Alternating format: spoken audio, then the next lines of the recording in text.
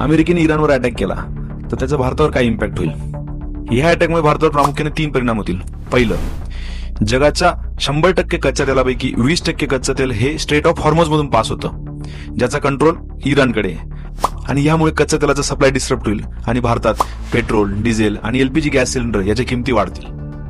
दुसरी गोष्ट, अटॅकच्या पूर्वीच इराणची करन्सी जवळपास शून्यावर पोहोचली. अटॅक नंतर ती पूर्णपणे ढासळेल आणि ह्यामुळे इंडियाने गेल्या वर्षी इराणसोबत $1.8 बिलियन व्यापार केला होता, जो की यावर्षी पूर्णपणे थांबू शकतो.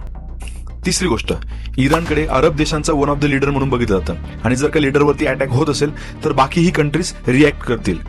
आणि ह्याच कंट्रीजमध्ये बरेच सारे भारतीय नोकरी आणि उद्योगधंद्यासाठी स्थलांतरित झालेले आहेत. त्यांच्या सुरक्षेचा प्रश्न निर्माण होऊ शकतो आणि त्यांच्यामुळे भारताच्या अर्थव्यवस्थेला जो हातभार लागत होता तोही काही प्रमाणात ढासळेल. एकंदरीत ह्या अटॅकमुळे भारतात महागाई, मानव संसाधन आणि अर्थव्यवस्थेची उलथापालथ निर्माण होऊ शकते. तुम्हाला काय वाटतं? कमेंटमध्ये नक्की सांगा.